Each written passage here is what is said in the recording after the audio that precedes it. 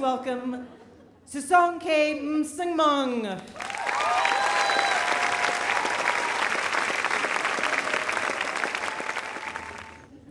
The year is 1998, and I've got a new job.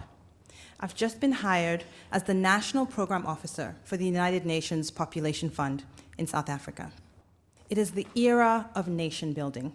Nelson Mandela is the president, apartheid has fallen, and the country is busy at work trying to undo decades of deliberate underdevelopment. Now, this era in South Africa's history is perfectly matched to my personality because I am a fixer, and there is much to be fixed in the new South Africa. I'm 24 years old, and I genuinely believe that there isn't a single challenge facing humanity that cannot be solved. Hunger, poverty, disease, you name it, we can fix it. We have the technology, we've got the money, we've got the brain power to fix all the world's problems, right? Some people might think that I'm naive. I like to think of myself as idealistic.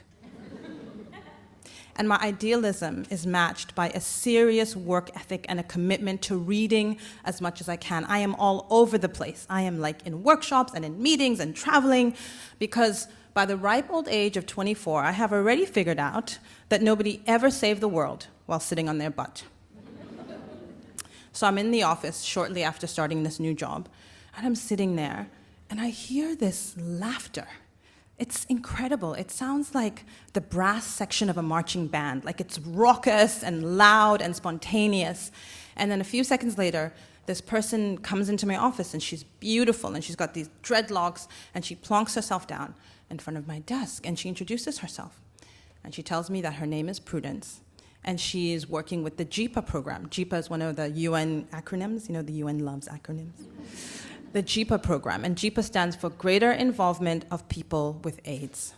So Prudence's job is essentially to talk about HIV in the workplace, because this is a time when we need to demonstrate that people living with the virus can be active contributors to our society. It's also a time when you can literally get killed for disclosing your HIV positive status. So she's living proof that people can contribute to our society even when they've got the virus.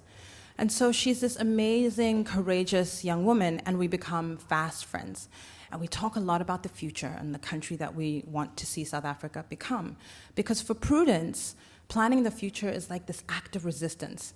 It's a way of defying that tiny little virus that might otherwise kind of ruin her life and control her life. And so Prudence is often off, motivating people, in companies and giving inspiring talks, and I'm often on the road. And on one of my trips, which happens when the global board of UNFPA comes to visit South Africa, my job is to accompany them to Cape Town.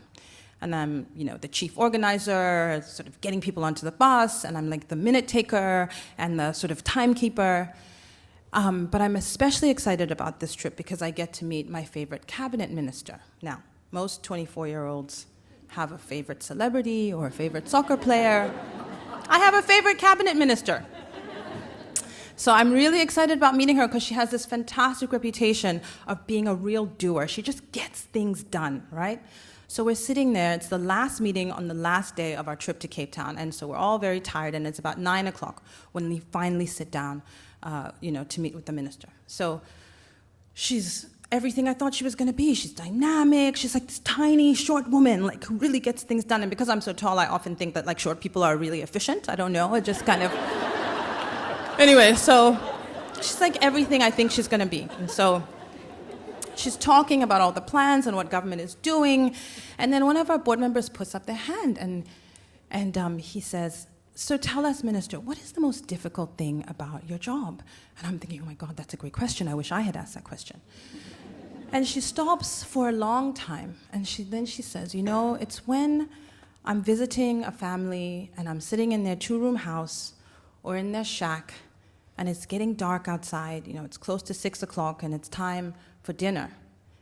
And I look up and I realize that there's no smell of food in this house, and there is nothing in the pots. And I realize that this is the situation for this family every single day. So I'm thinking, oh my God, what do you do? And as if to respond to me, she says, and you know, in those moments, all you can do is just sit and be with people in silence. I am so confused. I am so deeply confused. Like, this is my shiro. I'm expecting, like, you know, more action, dig deeper, go higher, do more, ask not what your country can do for you kind of moment. And I feel like I'm in a yoga retreat. And like, there's all this stuff about silence and being still and like non-action verbs. So, okay. So I'm very confused. But we thank the minister for her time because it's late and I'm like, we've got to go. And so we bustle everyone out to the bus and everyone goes on their way and I head back to the office in Pretoria. And so I'm reunited with my friend Prudence, and by this time, you know, Prue and I have had these like long conversations about everything in our lives. And one of the ongoing issues in Prudence's life is that she's not in a very good relationship. In fact, it's a dysfunctional relationship and an abusive relationship. And so I've put together this action plan for how we're going to get her out of the relationship. But for some reason, she's not listening to my action plan. But I'm a firm believer in the old adage, if at first you don't succeed, try and try again. So we're talking and she's filling me in on what's been happening while I was gone.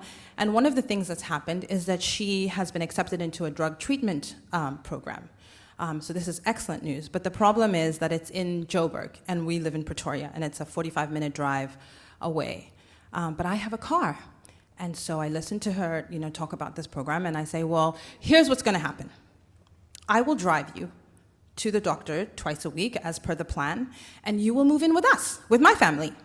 And somehow she falls for it, and she says, okay. And so I get her out of the relationship. And so she moves into our house with my family, my parents and my sisters and I, and not just into our house, but into my room, and not just into my room, but into my bed, because there isn't an extra bed, so it's perfect. And so we talk every night, and like we fall asleep, talking, and then we wake up in the morning and we continue the sentence where we, you know, dropped off the night before, and it's like perfect. And then we drive to work together in the morning, and then we like have lunch, and it's a lot of hanging out. And twice a week we go to the doctor's office, and I drive her, and we have to wake up at 5 o'clock in the morning. And on our first trip to the doctor, my friend is uncharacteristically quiet. So I'm chattering away, and I realize that the closer we get to the doctor's rooms, the quieter she becomes, until finally, as we pull up in front of the doctor's rooms, she's sitting in silence. And so I take the key out of the ignition, and I reach to take my seatbelt off, and she puts her hand out, and she says, stop. You stay here, I'll go in by myself.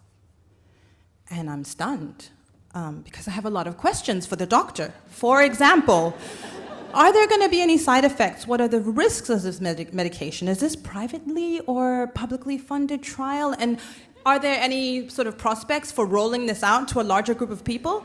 But of course, I don't get to ask any of my questions because I'm sitting in the car alone and Prudence has gone inside. And so this proceeds for the next few weeks. Every time we drive to the office, to the doctor's rooms, there's this silence, and in between everything is fine. And then after a few weeks, we get to the doctor's rooms, and the meds are clearly starting to have their effect on Prudence, and she's not feeling so great. And as she gets out, she stumbles. And so I get out of the car and I help her. And we go in to this room that I haven't seen yet. And so we open the door, and we walk in, and it's just this ordinary room with a coffee table in the middle and chairs lined up against the wall on one side and chairs lined up on the other side, and a receptionist office on the fourth wall. And it's just this ordinary, like, regular room. And so we sit down, and then it hits me that what's different about this room is that there's this deathly silence, and that everyone is looking down, kind of studiously avoiding looking at one another's faces. This is a time when, AIDS is known as like this disease of poverty, it's a disease of gay people, it's a black disease, and actually this room is none of those things. It's a very diverse room, it's affluent, it's in a Johannesburg suburb. And so we sit and we wait, and after a couple of seconds, I hear this name called Alice. And Prudence stands up. And I realize that she's using a pseudonym. And so as she disappears down the hall, my questions multiply. She comes back and we go back into the car together and we start that long trek back to Joburg. And I have so many questions and there are so many things that I want to say, but I don't. We just sit. And then finally I say to her, so what's he like? And she says, who? What's who like? And I say, the doctor. What's he like? And she's quiet for a long time, and then she says, he won't touch me without gloves on. And I realize, I finally get it. I finally get what Prue has been trying to tell me for all this time without saying a word, and I finally get what the minister was talking about, which is that bearing witness is a form of action. Sometimes the single most important thing that we can do in order to fix everything within us that is broken. And I realized that you actually can't do anything. You certainly can't change the world unless you've learned how to sit, how to be with people in silence. Thank you.